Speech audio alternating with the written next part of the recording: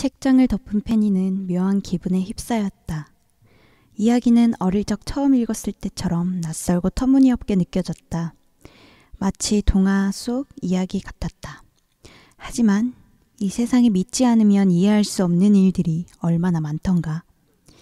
세상에 없다가도 태어나고 조금 전까지 존재하다가도 죽음을 맞는 삶의 흐름을 결국은 받아들이게 되듯 이 도시에 사는 모두는 이 이야기를 자연스럽게 받아들이고 있었다. 실제로 매일 밤 꿈을 꾸는 우리들 모두 먼 옛날 세 번째 제자가 세운 꿈 백화점, 그리고 대대로 그의 가게를 물려받은 후손들과 지금의 달로구트까지 이 모든 것들이 살아있는 증거였던 것이다. 페니는 새삼 달로구트가 범접할 수 없는 신화적 인물처럼 느껴졌다. 그녀는 며칠 뒤에 면접에서 그런 달로구트와 단둘이 이야기를 나누게 된다는 생각에 설렘 반, 긴장 반으로 아랫배가 싸늘해지는 것을 느끼며 몸을 가늘게 떨었다. 오늘은 이만 집으로 돌아가야 할 것 같았다. 책들을 잔뜩 짊어지고 집으로 돌아온 그녀는 잠들 때까지 아쌈이 준 책을 손에서 놓지 않았다. 그리고 면접 당일까지 며칠 동안 읽고 또 읽었다. 이야기를 통째로 외울 때까지. 어느덧 달로구트와 약속한 면접날이 다가왔다. 일찌감치 사거리의 꿈 백화점에 도착한 페니는 1층 로비에서 달로구트의 사무실을 찾아 두리번거리고 있었다. 목 늘어난 티셔츠와 헐렁한 반바지를 잠옷으로 입은 사람들, 녹틸루카에게서 받은 대여용 가운을 입은 사람들이 로비에 마련된 상품 진열 코너를 돌아다니며 꿈 상품을 구경하고 있었다. 킥슬럼버의 신상품이군.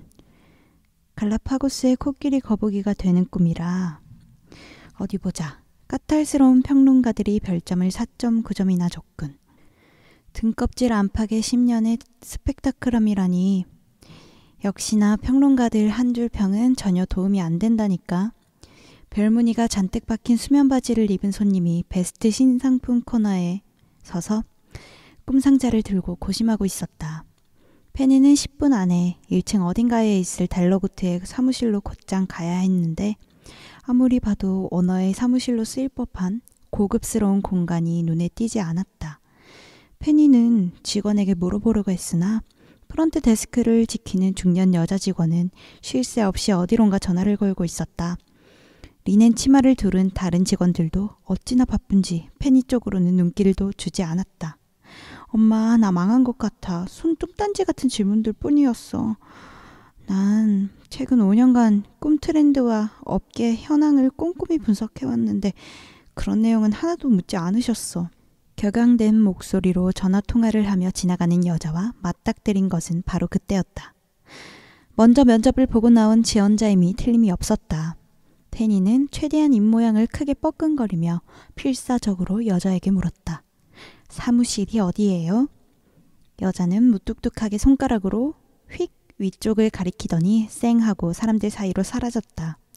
여자가 가리킨 쪽에는 2층으로 올라가는 나무 계단이 있었다. 자세히 보니 계단 오른편에 반쯤 열려있는 나무 문짝에 면접 장소라고 적힌 종이가 달랑거리며 붙어 있었다. 칠이 벗겨진 나무 문짝과 대충 손으로 써붙인 종이 때문인지 오래된 학교의 교실문처럼 보였다. 문 앞에 선 페니는 긴장을 감추기 위해 호흡을 가다듬었다. 그리고 과연 이곳이 달로구트의 사무실이 맞는지 긴가민가한 상태로 이미 열려있는 문을 예의상 똑똑 두드렸다. 오, 어서 들어오게. 힘있게 울려 퍼지는 목소리가 사무실 안쪽으로 들려왔다. 목소리가 낯익었다. 방송 인터뷰나 라디오에서 가끔 들었던 목소리. 안에 있는 사람은 분명 달로구트였다. 실례합니다. 사무실 내부는 밖에서 본 것보다 더 좁았다. 달로구트는 기다란 책상 위에서 오래된 프린터를 붙잡고 씨름을 하고 있었다. 어서 오게. 미안하지만 잠깐만 기다려주겠나? 인쇄만 하려고 하면 용지가 자꾸 걸려서 말이지.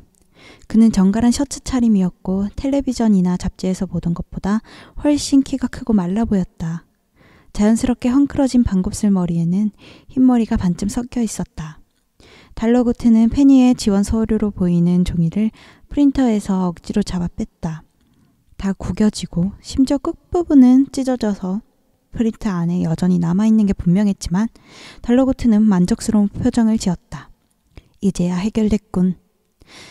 페니가 가까이 다가오자 그는 주름지고 마른 손을 내밀어 악수를 청했다. 잔뜩 긴장한 페니가 손바닥의 땀을 대충 옷에 쓱쓱 닦고 달러구트의 손을 맞잡았다. 안녕하세요, 달러구트님. 저는 페니라고 합니다. 반갑네, 페니 양. 만나기를 고대하고 있었다네. 허름한 창고 같은 사무실에 있음에도 불구하고 달러구트의 외관에서는 기품이 흘러넘쳤다. 가까이에서 본 그의 흑갈색 눈동자는 나이가 무색하리 많지 소년처럼 반짝였다. 페니는 눈을 너무 빤히 본 것 같아 급히 눈길을 돌렸다. 사무실 안에는 상자들이 가득했다. 전부 꿈 상자들인 것 같았다.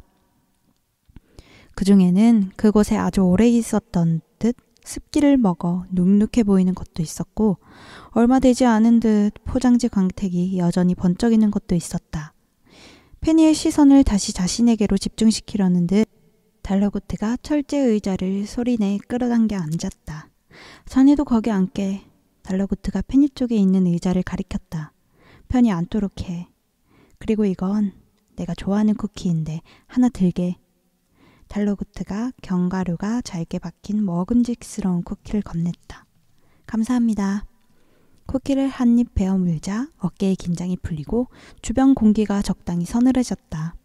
그리고 이상하게도 낯선 사무실이 아주 익숙한 공간처럼 느껴졌다. 단골 카페에서 진정 시럽을 추가한 커피를 마셨을 때의 기분과 비슷했지만 훨씬 효과가 좋았다.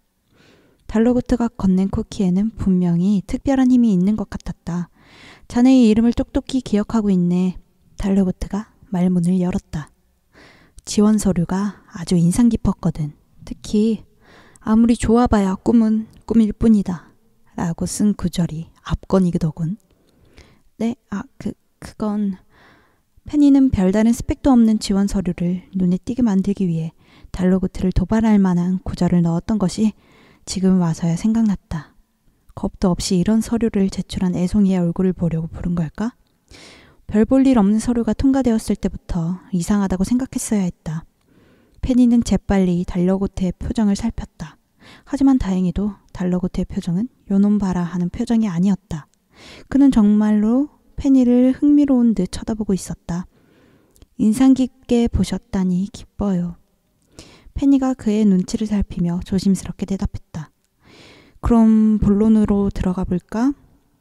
달러구트는 잠시 질문을 고민하는 듯 고개를 들고 왼쪽 천장을 응시했다. 페니는 침을 꼴깍 삼켰다. 페니 양이 꿈에 대해 어떻게 생각하는지 그 생각을 자유롭게 듣고 싶군. 달러구트가 대답하기 까다로운 질문을 던졌다. 페니는 숨을 깊게 들이마시고 면접 대비 책자에 쓰여있던 모범 답안을 기억해내려고 애썼다. 그러니까 꿈이란 현실에서 체험하지 못한 것들을 체험하고 꿈은 불가능한 일의 대체제로서 대답을 이어가던 페니는 달러구트의 얼굴에 떠오르는 실망한 기색을 놓치지 않았다.